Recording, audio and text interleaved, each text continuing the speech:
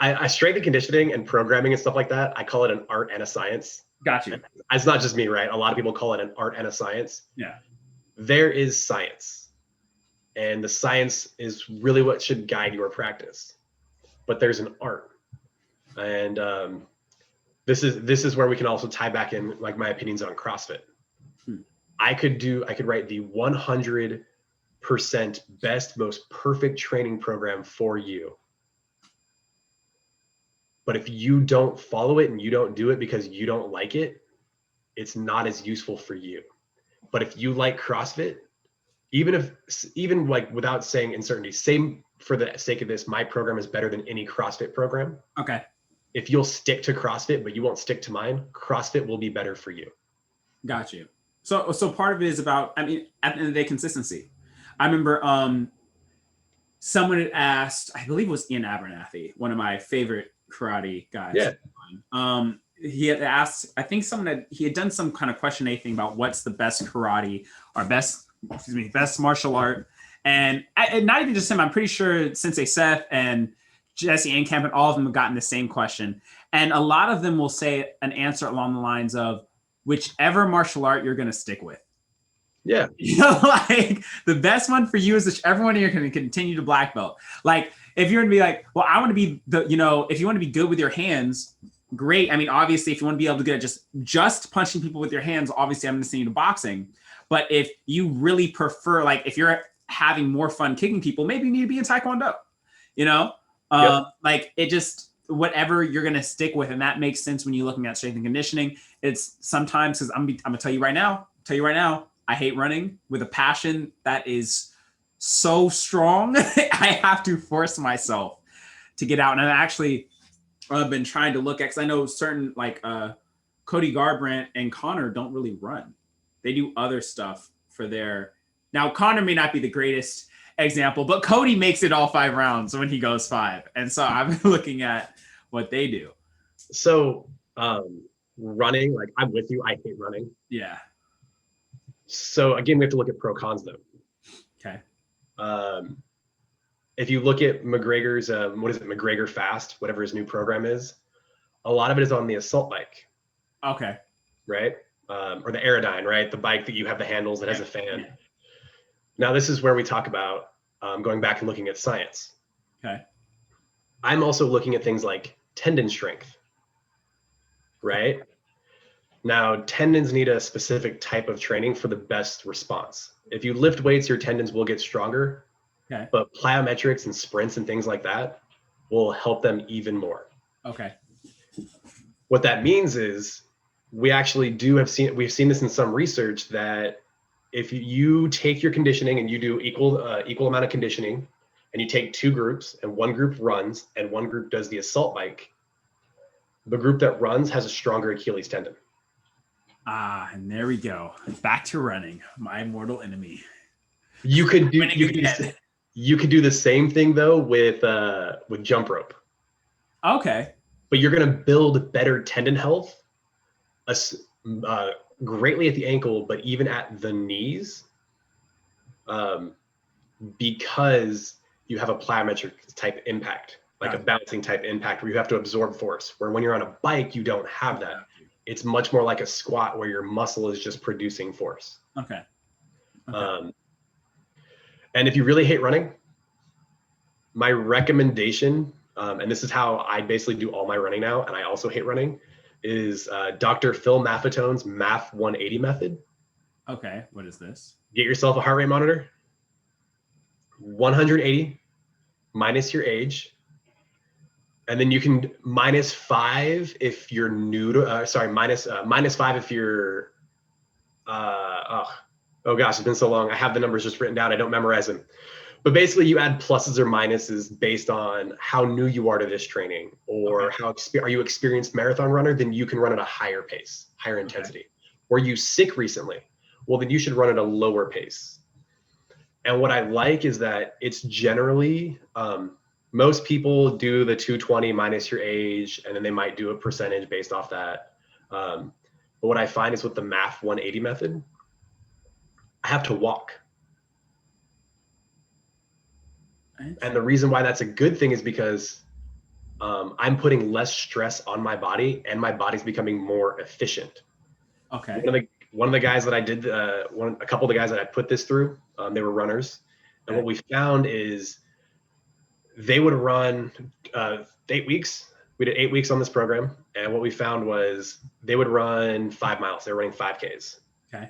And they would do a 5K in, I think one of the guys was like 18 minutes. That's all right. It's a good 5K. That's 6-minute miles practically. 5K is like 3 miles, right? Yeah.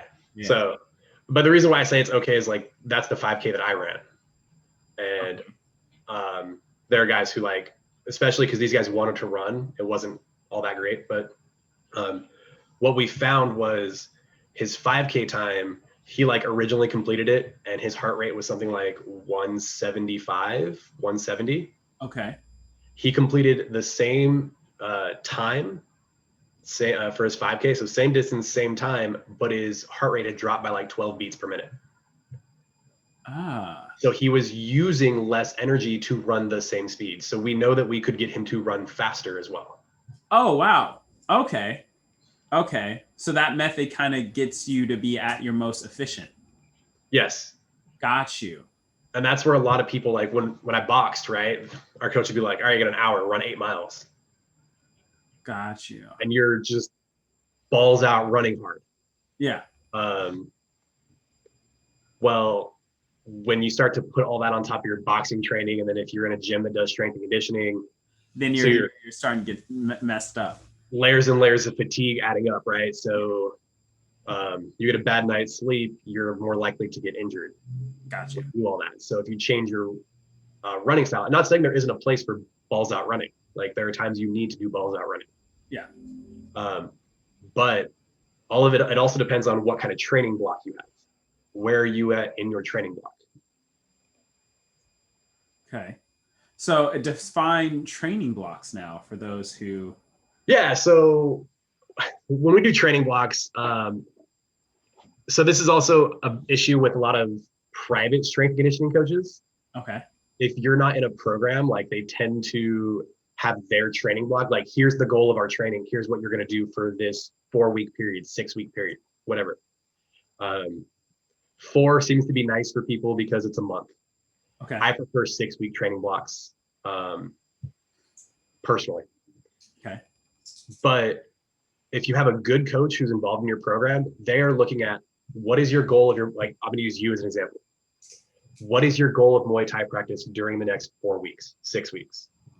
What is the workload of your Muay Thai practice for the next 6 weeks? What do you want out of your strength and conditioning? Now let's look at all this and how do we do it? You need to build power. And okay, so we're going to build power, but you also need endurance. So we're going to do a kind of a contrast training, hybrid model. What is it? There's a name for this that's blanking on me right now. It's not contrast. It'll come to me like in the middle when I'm saying it.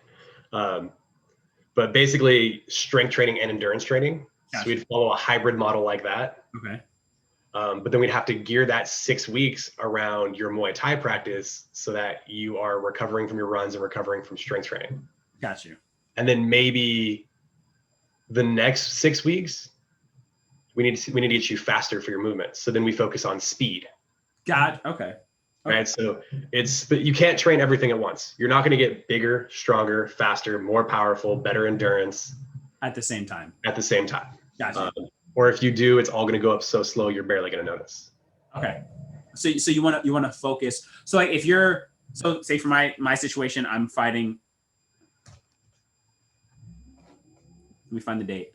I'm fighting in, I think, 3 weeks. 2.5 weeks. So my whole focus right now is mostly on getting my cardiovascular back to like its top performance level. Would that be just only focus on endurance, forget the strength stuff? So really what we would do, so if I had you for a camp, we would be heavy strength power early on. Okay. Like weeks 8 to 5, 8 to 6, 8 to 5, 2-3 weeks. Camps are weird because really fight camps are too short. Yeah. For like a strength conditioning perspective, they're too short. Okay. So we're not going to get tons of adaptations out of you as if we would out of camp, but weeks 8, 7, and 6, I would have you going strength and power, and then we'd like alternate with conditioning days. Okay. And then as we kind of go weeks 5, 4, 3, we're going to start lowering, and we're going to start working power, but maybe not like heavy power, because we kind of break it as a spectrum where there's strength speed, there's power, there's speed strength, and there's speed. Okay. The heavier the weight, the more strength is involved. The lower the weight, the more speed is involved, and you're somewhere on this spectrum. Got you. Okay. And to look at it is, we start you at strength and like strength speed, and then we slowly take you down through this curve until we're focusing mostly on speed, strength, and speed. And then the endurance would become more specific to your sport. Okay. Running is great, but running is about building a base. It doesn't teach you much about conditioning for a Muay Thai fight. Got you. So right now, if you're trying to get your power and your endurance on base, I don't want to give away my secrets, but you don't. I mean, if you don't want to give it away now. So here's my conditioning program that I give to anybody, especially in striking sports. Okay. And this is what we do. A lot of class, like when I'm teaching at the end of classes for people who want to compete, this is what we do. Set your how long are your rounds that you're fighting? 2 minutes. 2 minutes. So you have 3 2-minute rounds? Yep. So you're going to set a timer for 3 2-minute rounds. Okay. With a minute break in between. Yep. Your goal, it's Muay Thai, so your goal is going to be maintaining between 180 and 200 strikes per round. Got you. That's actually something. That's what I did for my last fight, and it worked well. I literally, it wasn't that many. I guess I obviously shot a little low, but I said make sure I throw at least 50 kicks and 100 punches. Yeah, and so that's a way to do it. The way that and this is like, I was very fortunate because my kickboxing coach liked strength conditioning science. Okay. So one of the things he did was he watched fights with high volume. Okay. Like, so you look at like I don't think it's Nate or Nick Diaz anymore. I think they just got, in the last like 2 years, they just got removed from the throne. But most strikes thrown in a single round. Okay. You take that number for MMA, and then he had a little fake formula he did to calculate how many strikes a second you should be throwing. Because the heavy bag is not like a fight, right? Yeah. You're not taking hits that lose energy. You're not missing, which wastes more energy than connecting. Got you. So he's like, you need to be able to keep up the most volume ever thrown in a fight. And these aren't tip tappies. Yeah. Right? This isn't like, I'm not Wing Chun punching it as fast as I can. Yeah. Like I'm setting on it and I'll like double tap on a light jab, like double light jab. Yeah. And then sit on a really hard 1-2. Got you. And then you try to still keep defensive minded. So you pull your hands up, you roll, right? Move your feet around the bag. Okay. But the goal is to sustain volume. And then your minute break, you don't get to sit down. You got to walk. And control your breathing. Okay. We're basically stressing your system to a greater level than it should see in a fight. Got you. Okay. Now this really works when you have a friend there who has a clicker who literally counts all your punches. So that's what we had. That's beautiful. So we had somebody who'd sit there and just click 1, 2, 3, 4, 5, 6. And that way you didn't lose, like I didn't lose count. I didn't have to sit there and think like, was I on 160 or yeah. Okay. You don't start, you obviously stop going like 51, 52, and you start going 1, 2, 3, 4, 5, 6, 7, 8, 9, 60. 1, 2, 3, 4. Yeah. And then you lose count. But so we'd have somebody click there. And for me, especially, right, I'm when I train for it, I'm really good at endurance and conditioning. Okay. This just like, I wouldn't get tired. I like it. That's actually something I did before, but I took boxing. I took them at, like Manny Pacquiao. How many punches is he throwing in around on average? And I think that's somehow where I got my numbers from that I used. But obviously, I should have done Muay Thai since that's what I compete in. I don't know why I just hopped to Manny Pacquiao. Yeah. So, and then kind of that's going to train most of what taxes your system. But remember, Muay Thai and boxing are different in that we don't need just kind of like repeated effort. Yeah. We need sustained isometric efforts because we're clinching and we're pummeling. Too. That's a good point. And so when we talk about building efficiency, I also need your body to become more efficient at maintaining an isometric contraction. Isometric contraction, right? For those that don't know, we have 3 contractions. Concentric is when you flex, like you contract the muscle and the muscle shortens.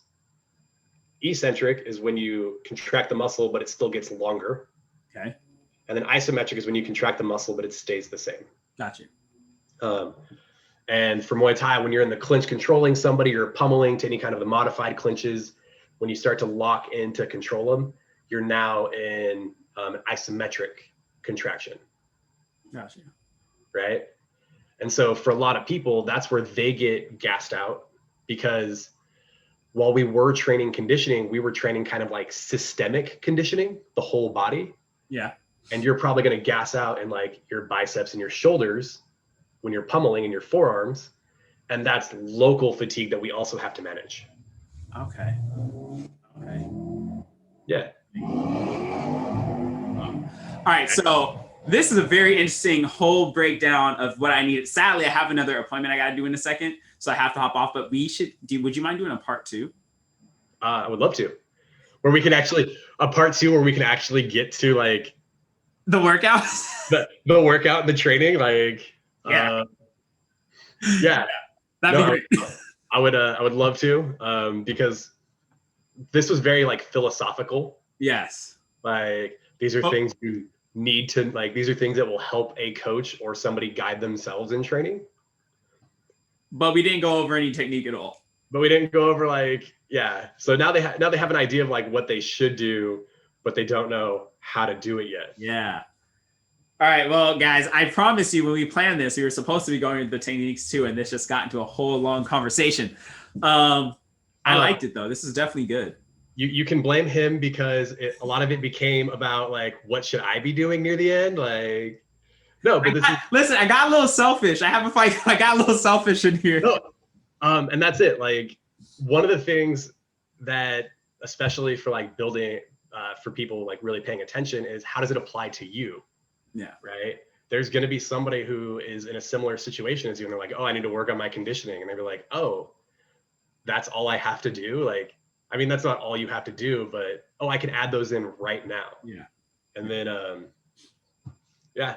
So if people like this, they should hit me up on Instagram. Yes, I will add. So when I get this together, I'm going to put a little logo. I'll put your Instagram on there. If you have any place they can reach out to in particular to like learn how to get strength and conditioning from you, or anyone else you want to like give shout outs to in any way, shape, or form, I'll put them right there in the link so they can all come out and reach out to you. Yeah. The only thing I would like to say for the last little bit is, if anybody is interested, I use an app called Train Heroic for remote clients. This is for people who maybe can't get in with a coach right now, or they just don't have a schedule where they can do it. It's geared towards lifting weights, but what I do is in all the lifting weight movements, I give a body weight option. Like, oh, you can't do squats. Here's a try to do a seated box squat. So that way you can do a one-legged seated box squat, and it's really hard, but maybe you're strong enough that you can grab like a backpack or a gallon of milk and make it harder. So I try to do that. When they do go to my Instagram, jseer.ragnarok. Now we know why Odin's his favorite character, guys. Now we know. That's the reason. I mean, I have a Viking compass. But yeah, I have a link in my bio. They can always reach out to me. My Instagram right now is really geared towards building information people can take. So one of the things I'm doing is I'm looking at movements, and I give like a baseline movement, like a deadlift. Mhm. And then I'll do a beginner movement, like this is how I teach it. And then I'll do an advanced version of it. Like once you have a good, strong deadlift, here's how we make the deadlift more applicable to your sport. Gotcha. So right now, my Instagram, I have a website, but it really needs to be worked on. I was gonna like update it and make it look good with being in the gym, but quarantine. So it's very basic right now. Yeah, that's kind of. It's all good. I liked it. I mean, I definitely, guys, I encourage you guys to go out, follow him on Instagram, reach out to him, get your guys some personal training in. If you're looking to stay in shape during, the times we live in, this is a great way to do it. Obviously, he knows what he's talking about. We just had this whole philosophical debate, and we'll schedule another one. Like I said, we can continue and actually break down some techniques for you guys on the next one. And we'll see you guys next time. Later. Bye.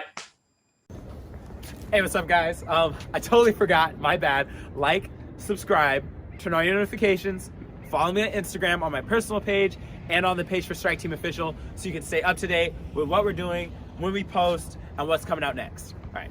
Thank you.